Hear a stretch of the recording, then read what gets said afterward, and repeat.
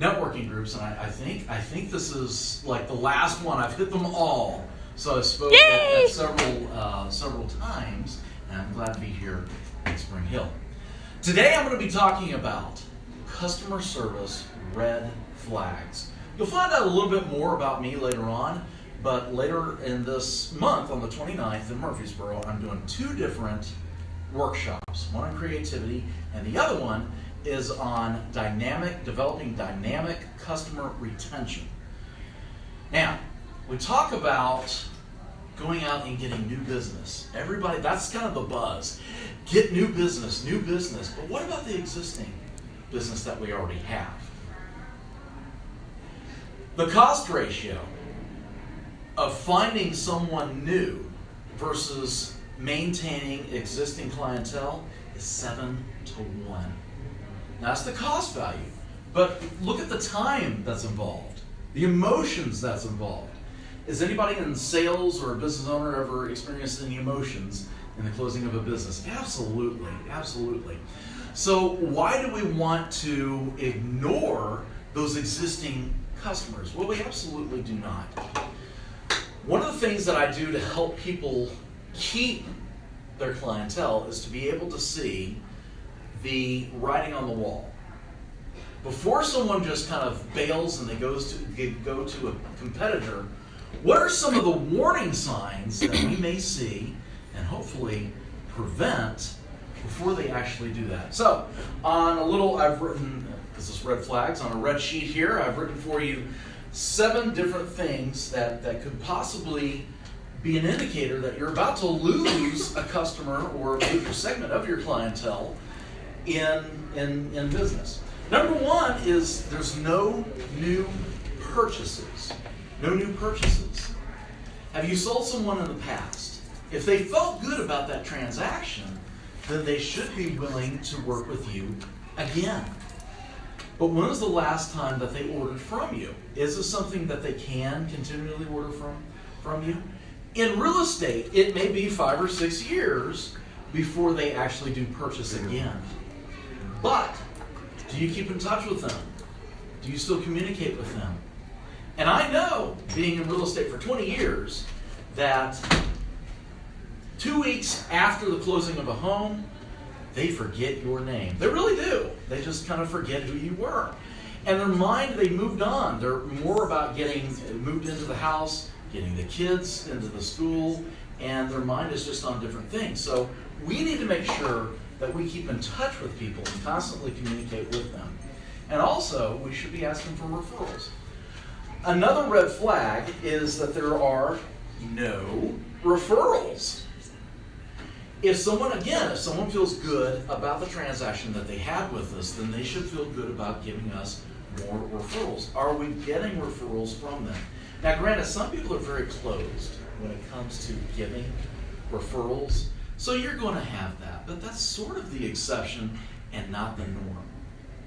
We should be, if we're doing our due diligence to secure those referrals throughout the entire transaction process, then we should be getting a good deal of referrals from them. No online activity.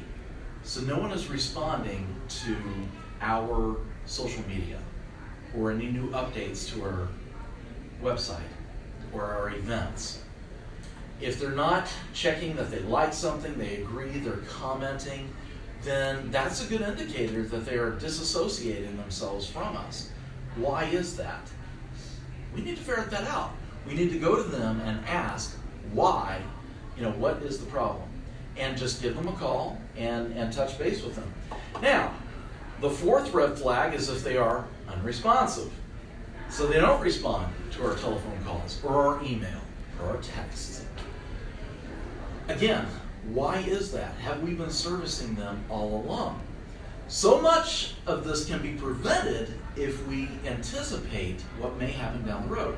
So if we ask for feedback on the transaction, on the closing, on the business, on the services we provide on the front end, if there are any indicators that we may not be servicing them correctly or making them satisfied customers, we need to know them on the front end. Another indicator is bad bad attitudes. Bad attitudes. Now, I'm not even talking about the attitude of us in here, or even our customers' attitudes. What I'm talking about are other people within our organization. If you have a receptionist who is surly with you, they are surly with your customers. Absolutely believe it.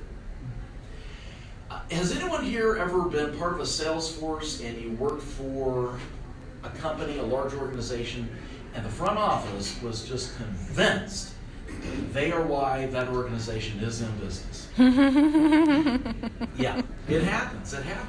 And many times they get into what they're doing and they don't necessarily see what the salesman or the saleswoman are doing out there in the field to actually bring in that business.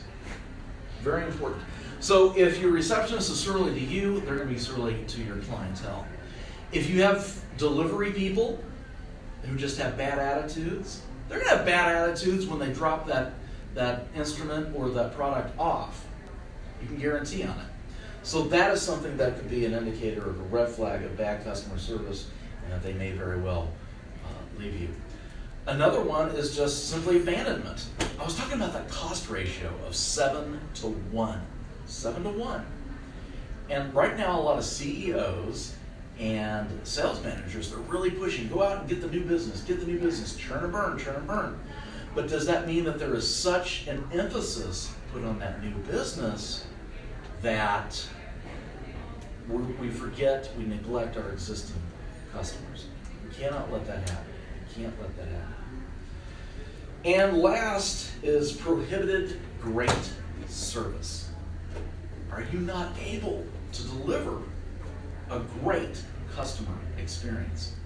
Gary Vaynerchuk, if anyone is familiar with him, he's written several books.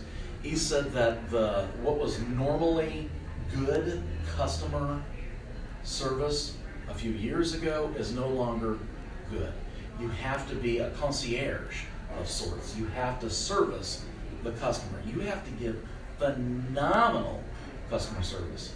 And there are several customer service consultants and companies who are saying that in just a couple of years, the major driving factor of whether someone buys is not the product. It's not price, because those are the two things that we talked about. I have a superior product, or I can beat someone on price. That's what we're talking about right now. That's not going to be it. It's going to be service. What sort of service do you provide? So, no new purchases, no referrals, no or little online activity. Unresponsive, bad attitudes of people within your organization. If part of your sales force is going out and they're just making up a mess, that's going to make the organization look bad. That's going to make you look bad. Abandonment and prohibited great service. A lot of organizations will say that, okay, you make the transaction and then we've got it from here. Now granted, in insurance, an agent is going to turn things over to their operations department. I get that. But is that agent completely cut out of the loop? That shouldn't be the case. I've been in real estate for 20 years, and a few times I've had perhaps builders say, wonderful, thank you for bringing this contract to us. We've got it here from here on out, if you'd like. We'll take care of everything for you. You don't have to worry about anything. Just sit back, 30 days, you'll get a check. Not on my watch. That's not going to happen. I'm going to be involved every step of the way because my job is to be an advocate for my clients. So does your organization preclude you from taking on that business relationship with your people? If so, then you're going to have to look a little closer at the organization that you're with and ask why. What short, specific questions do we have on customer service, if any? Why is it so hard for so many people to see some of the basics? Pardon? Why is it so hard for so many people to see the basics? You call into somebody, they don't call back. Right. It's like, how hard is this? Well, you're correct, but now we have the millennials, and their communication style is going to be different from what mine is. And we go into some generational things. Sure. Are we communicating on their preferred platform? But Blaine, does that mean I have to do telephone, email, and text? Yes. Yes, it does. Not necessarily all three to each individual, but you need to understand what their preferred platform of communication is. So that's a great question. Thank you for asking. Any other questions? Okay. Well, just remember these 7 red flags, and what are you going to do today to prevent these things from occurring? Thank you.